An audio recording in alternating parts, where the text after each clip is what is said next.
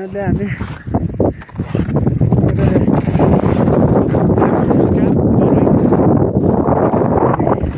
Everest विजेता मनस्वी का नागरिक सम्मान स्वतंत्रता दिवस पर मुख्यमंत्री से राज्य स्तरीय सम्मान प्राप्त कर चुकी है। उदयपुर की बेटी उदयपुर 25 अगस्त विश्व की सर्वोच्च चोटी माउंट एवरेस्ट पर तिरंगा फहरा का इतिहास रचने वाली उदयपुर की बेटी मनस्वी अग्रवाल का मंगलवार को नागरिक अभिनंदन किया गया। सुकृत न्यास की ओर से शहर के एक होटल में आयोजित सम्मान समारोह में सांसद डॉक्टर मन्नालाल रावत सहित शहर के अनेक गणमान्य नागरिकों ने मनस्वी का सम्मान कर उनकी ऐतिहासिक उपलब्धि की सराहना की।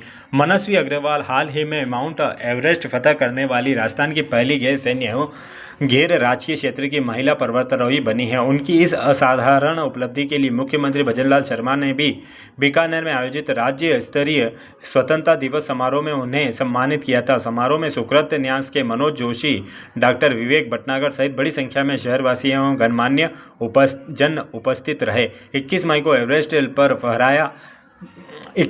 एवरेस्ट पर लहराया तिरंगा। मनस्वी ने 21 मई 2026 को दुनिया की सबसे ऊंची चोटी माउंट एवरेस्ट पर भारतीय तिरंगा फहरा कर नया इतिहास रचा। उनकी उपलब्धि केवल एवरेस्ट तक सीमित नहीं है। उन्होंने मात्र 9 माह की अल्प अवधि में विश्व के 7 महाद्वीपों में से 5 महाद्वीपों की सर्वोच्च चोटी पर भारतीय ध्वज फहराकर राजस्थान का नाम अंतर्राष्ट्रीय स्तर पर गौरवान्वित किया है। मनस्वी के पिता टी.आर. अग्रवाल ने बताया कि उन्हें 12 दिसंबर 2025 को अंटार्कटिका महाद्वीप के सर्वोच्च शिखर माउंट वीनस मैसिव को भी फतह किया। यह उपलब्धि हासिल करने वाली वह राजस्थान की पहली पर्वतारोही है और इस चोटी पर अभी तक प्रदेश के किसी भी अन्य व्यक्ति के आरोहण का उल्लेख नहीं है।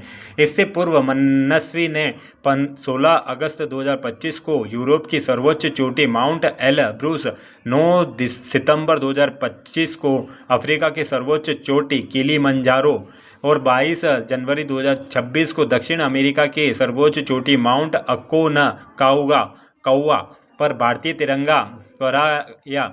इस प्रकार वह विश्व के 5 महाद्वीपों के सर्वोच्च शिखरों पर तिरंगा फहराने वाली राजस्थान की प्रथम महिला पर्वतारोही बन गई है।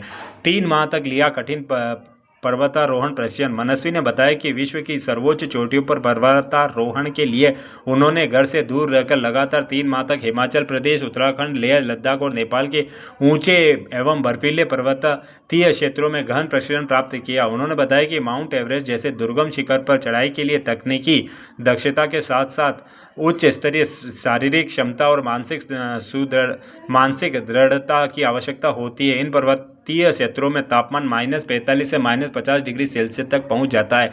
वहीं पर्वतारोहियों को 70 से 80 किलोमीटर प्रति घंटे की रफ्तार से चलने वाली बर्फीली हवाओं का भी सामना करना पड़ता है। भारतीय सेना के संस्थानों से प्राप्त किया प्रशिक्षण। मनस्वी अग्रवाल ने पर्वतारोहण के क्षेत्र में कठोर एवं वैज्ञानिक प्रशिक्षण प्राप्त किया है।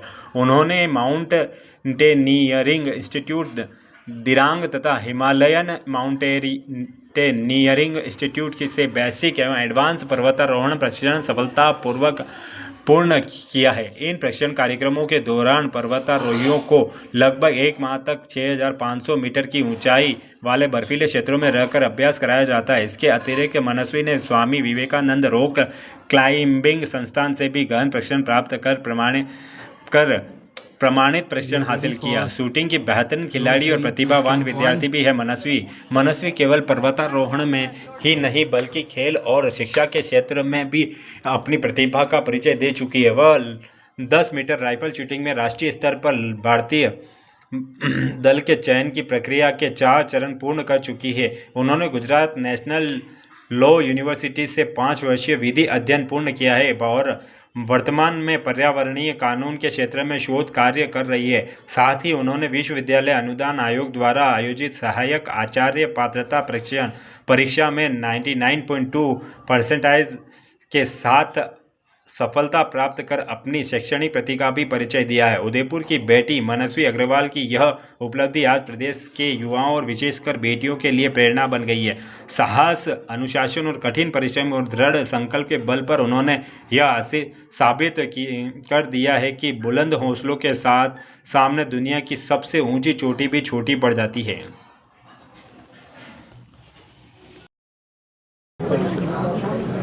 नमस्कार, मेरा नाम मनस्वी अग्रवाल है और मैं अभी रिसेंटली माउंट एवरेस्ट क्लाइम करके आई हूँ। मैं विश्व की 5 सर्वोच्च ऊंची चोटियाँ, जिसमें 5 कॉन्टिनेंट्स की हाईएस्ट पीक्स पर मैंने फतेह हासिल करी है, और वो भी मात्र 9 महीनों में, जो कि इंडिया में फास्टेस्ट है।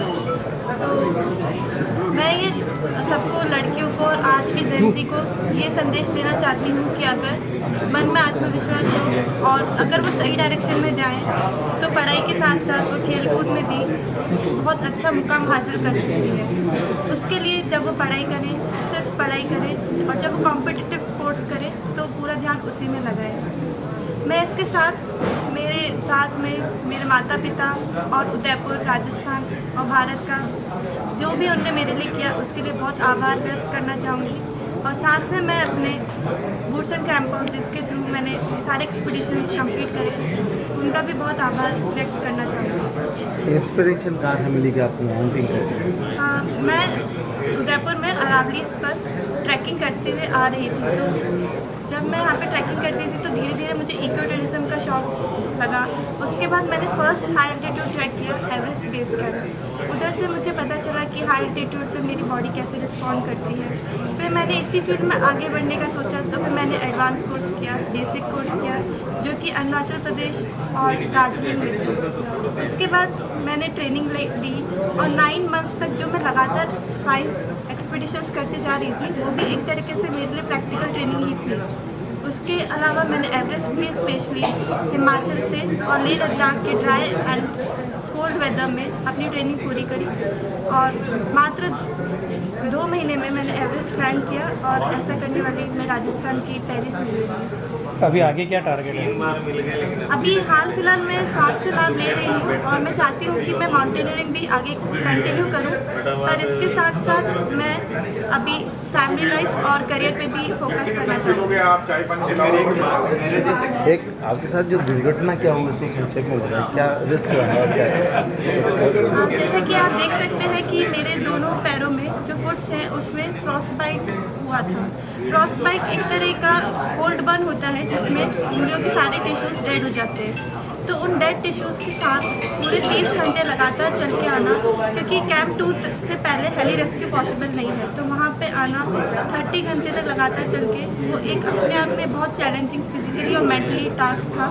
साथ में अभी जो नेपाल है, वहाँ पर चाइना तिब्बत का जो रूट था वो बंद हो गया था, तो नेपाल पे पूरा प्रेशर आ गया था, तो वहाँ पे लॉजिस्टिकली बहुत परेशानियाँ हुई। साथ में अभी जैसा कि न्यूज़ में भी आ रहा था कि सैरेक, जो कि टेक्निकली हैंगिंग ग्लेशियर्स होते हैं, तो उनका वहाँ पे रहना अनस्टेबल कंडीशंस में वो रूट को ब्लॉक कर रहा था, तो उस ब्लॉकेज के कारण भी बहुत डिले हो गया था, और एक्लिमेटाइजेशन और रोटेशन में भी मुश्किल आ रही थी। और साथ में मेरे 2 साथी जिनकी दुर्घटनावश मृत्यु हो गई थी, उनके साथ भी मैं उसी समय उसी हाइट पे थी, पर सैडली मैं उनके लिए कुछ नहीं कर सकी, तो इसका भी मुझे दुख है। Thank you.